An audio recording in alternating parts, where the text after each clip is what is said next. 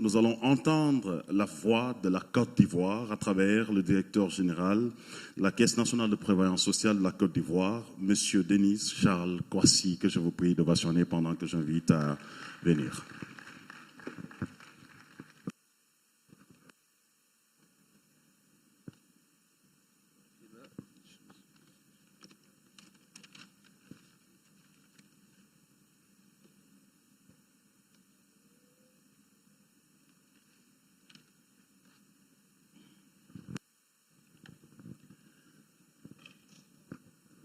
Je connais un peu difficilement le protocole, mais je crois que je dois commencer par le comité national CNRD.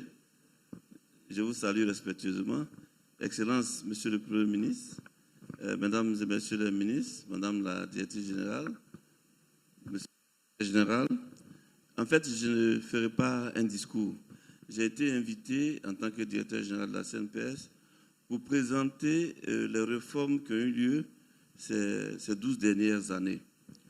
Alors, la CNPS, comme la plupart des pays d'Afrique francophone, a adopté le système de répartition concernant la gestion de la retraite, système de répartition hérité de la métropole, la France.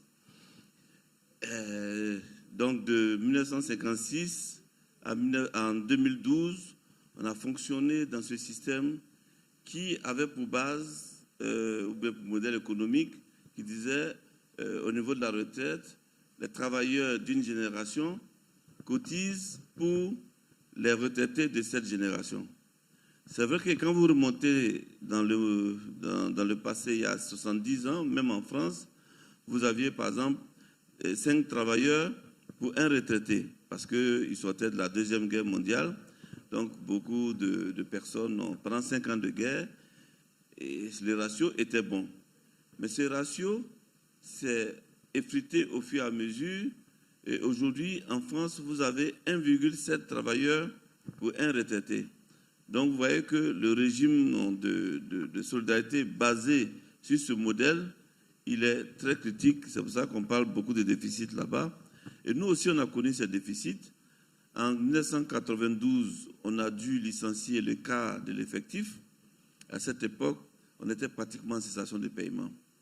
Il y a eu un redressement dans les années 2000, mais de 2000 à 2011, on a accumulé 200 milliards de déficits, toujours en utilisant ce modèle.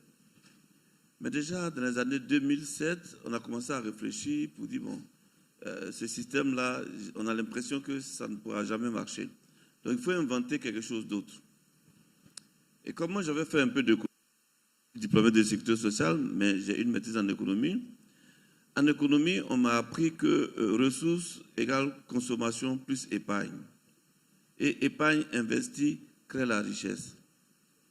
Donc, j'ai dit, bon, on va abandonner le modèle de solidarité pure, mais aller dans ce modèle tout en gardant le régime de solidarité, faire en sorte qu'on produise de la richesse. Et qu'est-ce qu'on a fait? On a passé l'âge de la retraite qui était à 55 ans à 60. Donc, on a différé de 5 ans les cotisations. Et les cotisations qui étaient à un taux de 8%, au lieu de chercher un équilibre en passant à 9 ou 10, on a dit passons de 8 à 14. Donc, on augmente les ressources et on diffère des dépenses. Là où, je vous disais, de 2005 à 2011, on avait fait 200 milliards de déficits, avec 32 milliards de déficits en 2011. Dès 2012, la première année où on a mis en place ce système, on a fait 8 milliards de bénéfices. En 2013, 33 milliards. En 2014, 65 milliards, jusqu'à atteindre 100 milliards de bénéfices en 2019 et 200 milliards de bénéfices en 2023. À quoi ça a servi? Cet argent a fait que le portefeuille monétaire et financier, qui était de 26 milliards en 2012, en 2024, il est passé à 1134 milliards. De 26 milliards à 1134 milliards de portefeuille monétaire financier. Et il est composé de quoi? Il est composé à 38% d'emprunts obligataires. Vous savez que nos pays ont besoin d'épargne nationale pour leur développement. Donc, en 2012, notre portefeuille d'emprunts obligataires vis-à-vis de l'État n'était que de 4 milliards.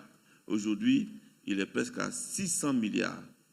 Et ce qui est intéressant, c'est que cet emprunt que l'État a vis-à-vis d'une institution de son pays, il n'y a aucune pression comme on peut avoir avec les institutions internationales.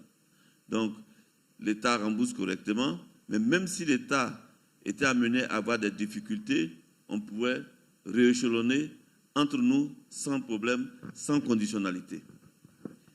Et une partie est inscrite en action, est prise en action, près de 20%. Nous sommes actionnaires de plusieurs banques.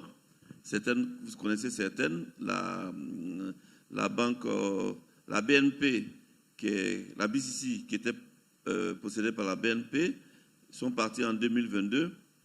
Nous avons fait un consortium avec les deux caisses de sécurité sociale, la Caisse des dépôts et la BNI, qui est une banque d'investissement. On a racheté toutes les parts et ça se passe très bien. En 2022, quand on rachetait, l'action était à 6 400. 2 ans après, en ce moment, l'action est à 15 000 francs. Donc de 6 400 à 15 000, parce qu'on a fait passer le bénéfice de 12 milliards à 26 milliards en l'espace de 2 ans. Nous sommes actionnaires à NTIA, la banque que vous connaissez, à 19%. Nous avons 20% de Bridge Bank. Nous sommes actionnaires aussi à AFG, la banque de M. De Songui. Et donc, nous attendons en ce moment que la Société Générale, que le gros lot, soit mise en vente pour racheter. Parce qu'il est important que nous maîtrisons nos économies et c'est à travers cette puissance financière. Et pour revenir à ce séminaire, les caisses de sécurité sociale peuvent jouer un rôle très important dans le financement de l'économie. Un pays se développe par les fonds de pension qui alimentent les banques et qui alimentent les fonds d'investissement. Nous sommes actionnaires, enfin, nous sommes partie prenante de plusieurs fonds d'investissement, dont Amétis, Afrique Invest, Africa 50, qui a pour actionnaire principal la BAD. Qu'est-ce que je peux dire encore? Alors, donc nous avons fait vraiment un redressement financier important. Nous voulons aller au-delà de l'Afrique de l'Ouest et de l'Afrique de l'Ouest. Et avec AFG, qui est la banque de M. De Songui, nous sommes en attente d'un agrément bancaire à l'île Maurice qu'on doit avoir bientôt, d'ici 2 mois. J'y étais récemment, j'ai rencontré le ministre des Finances et le gouverneur de la Banque centrale. On a tout aplani. On aura notre première banque sur une place comme l'île Maurice, qui est une place très importante. C'est important pour 2 ou 3 raisons. La première, c'est d'avoir des avoirs, c'est de posséder des avoirs en devises. Parce que vous savez que quand nos entreprises font des transactions, parfois ça pose problème pour avoir des devises. Donc cette banque-là devait pouvoir résoudre ce problème. Mais aussi, l'île Maurice, c'est une ouverture sur le monde. Parce qu'on ne va pas se contenter d'investir en Afrique. Quand les autres continents viennent investir en Afrique, à un moment donné, si on devient fort, on doit pouvoir investir aussi sur les autres continents. Donc on prend pied à l'île Maurice, mais on ira sur le continent, le vieux continent. Alors, on a continué les réformes. Cette fois-ci, on a étendu depuis 4 ans, on a étendu la sécurité sociale aux travailleurs indépendants, le secteur informel. Et là, nous sommes, en l'espace de 3-4 ans, nous sommes à 1 million de personnes qui ont été inscrites à ce régime-là. Nous sommes en train de créer un régime de chômage parce que depuis 2020, avec la Covid, on s'est rendu compte qu'un pays pouvait s'arrêter au moins pendant 1 an ou 2 ans. Et donc, on a initié donc ce projet avec l'État de Côte d'Ivoire. Le projet doit voir le jour bientôt. On a aussi, étant donné qu'on gère l'ensemble des salariés, l'ensemble des travailleurs indépendants, l'ensemble du secteur informel, l'État nous a confié la question épineuse du logement pour qu'il y ait une prestation qu'on va appeler retraite-logement. Donc, autant vous allez à la retraite avec une retraite en espèces, autant vous allez finir vos jours avec une maison en tant que propriétaire. Et donc, on va en train de mettre en place un système de financement à travers des cotisations. Et ce projet devait commencer normalement l'année prochaine. Et notre objectif, c'est de renverser la tendance actuelle où 80 à 90% des personnes vont à la retraite sans être propriétaires de logement.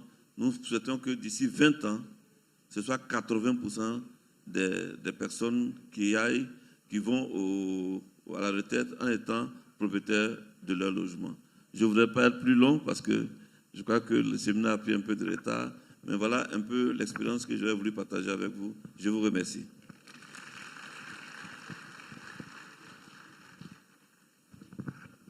Il faut rappeler que c'est l'une des plus grandes caisses de l'Afrique de l'Ouest et de l'Afrique dans sa généralité.